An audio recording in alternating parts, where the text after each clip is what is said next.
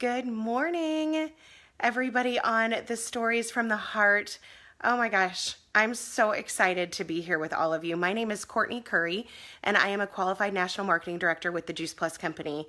But more importantly, I am a wife and a mom of two boys. And something I want you to know today is that we are grateful. We are grateful for each and every one of you that are hopping on here to listen and learn and taking the time out to hear our stories, our personal stories. And we hope that each of these stories blesses you in some way, shape, or form. I want to start this morning with just sharing a little bit about my journey. I am a stage 4 ovarian cancer survivor. You heard that right. And I am grateful, super grateful to be here and to be able to share with each one of you today. Let me tell you kind of where my journey began. So when I was 23 years old, I went in to have a cyst removed, and when they were in there, they found that I had a tumor on the backside of my right ovary.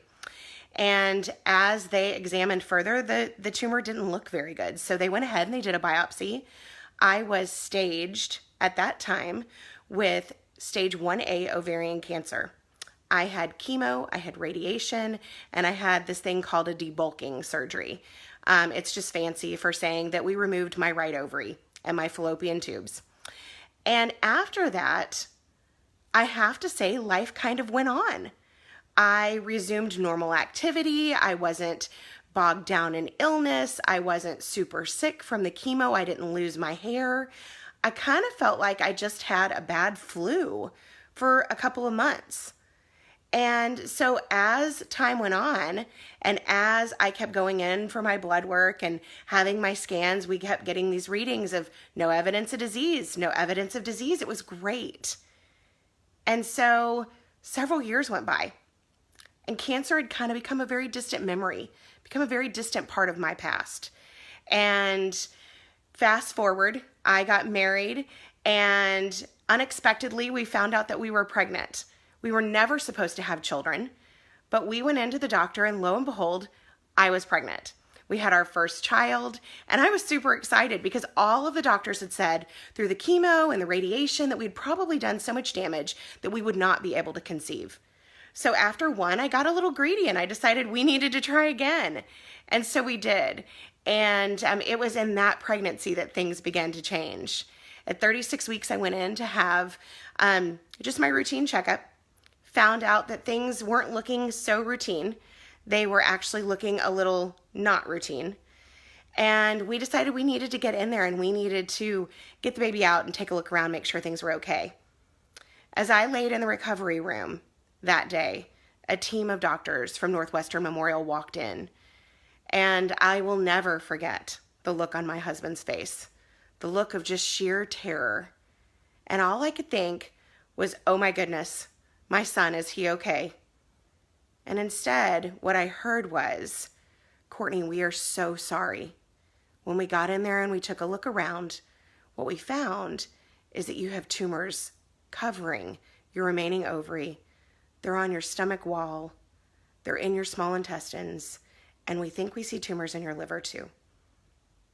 In that moment, I went from this brand new mother of two to this terrified mom trying to figure out what life was now going to look like. And I can only tell you that the next few days were filled with nothing but fear. For me, nothing of fear. It was very hard for me to find joy in what had just happened in our family because I was so afraid of not being there to raise my children. We had a radical hysterectomy done. We went in and we began aggressive chemotherapy right away. And things were okay. I was able to maintain at home. I was able to, in the beginning, get up, move around, take care of the baby and take care of my toddler too. I was okay. But as time wore on, and as we went in for those blood workups and those scans, we were realizing that the cancer wasn't going away like it did the first time. Instead, it was still sitting there, stagnant. We weren't growing any new tumors, but the old ones weren't going away. So we got more and more aggressive, tried cocktail after cocktail of chemo. And after 3 long years, yes, 3 years of chemo, we realized that things weren't working. We were not getting rid of this cancer, and we were beginning to run out of options. You know what else was happening? My body was beginning to really react strongly. We had had 3 years of poison being poured in, and I was getting weak, and I was getting run down, and the side effects were becoming much more severe than they once were. And so as I would go to therapy and then come home and lay on my bathroom floor for a couple of days, I remember thinking, is this what it's going to be like? Is this my life? Because now I couldn't be the wife that I wanted to be. I couldn't get up. I couldn't go to work. I couldn't do any of the duties I needed to do.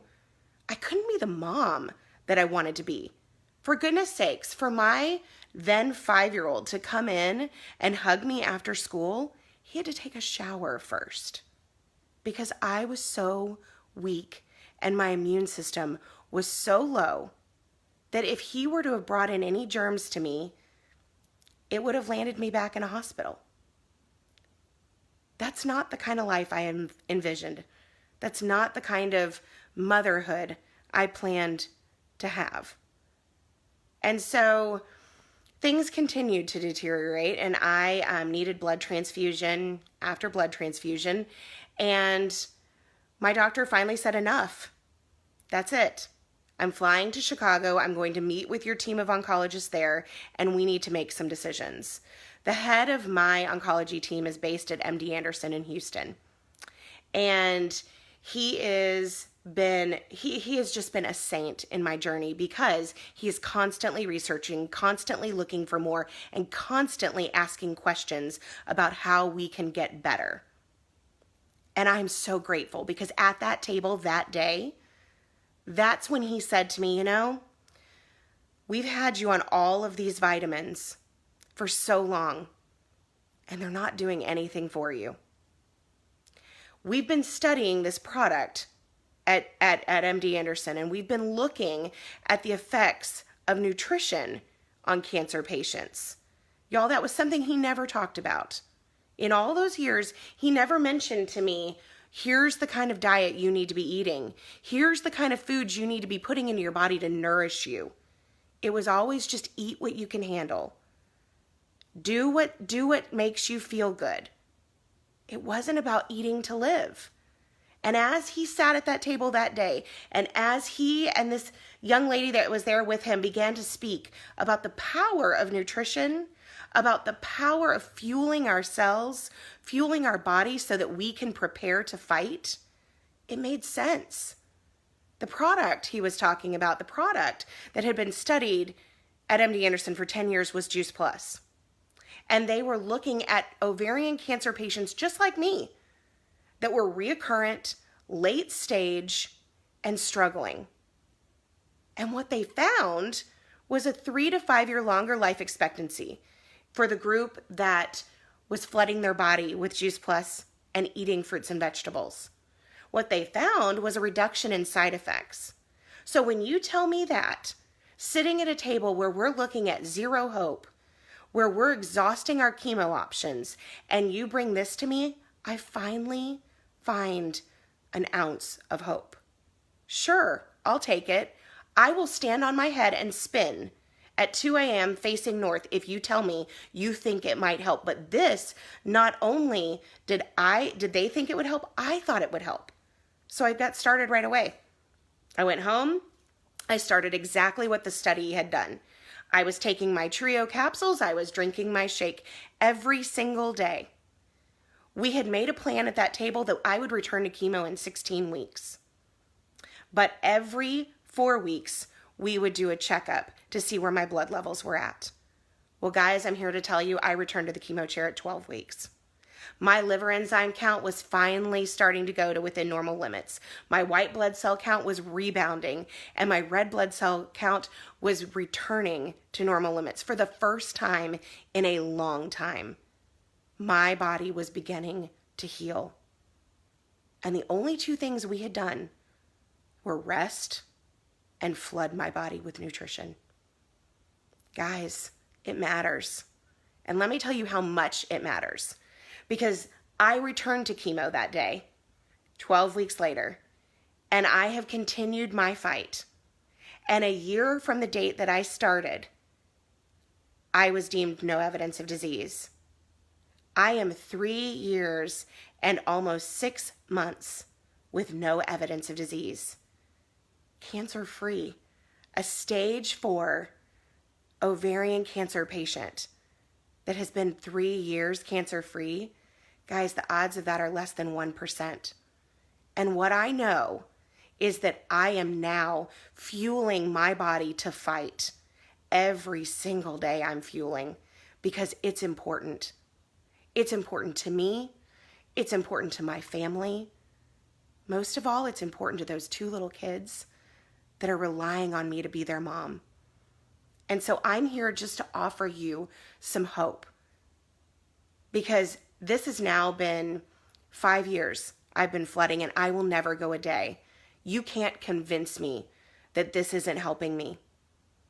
You can't convince me. Fruits and vegetables straight from the garden. It's what we need. It's what we're designed to eat. And this, for me, is my easy button. It means I'm getting everything I need to nourish me to the fullest.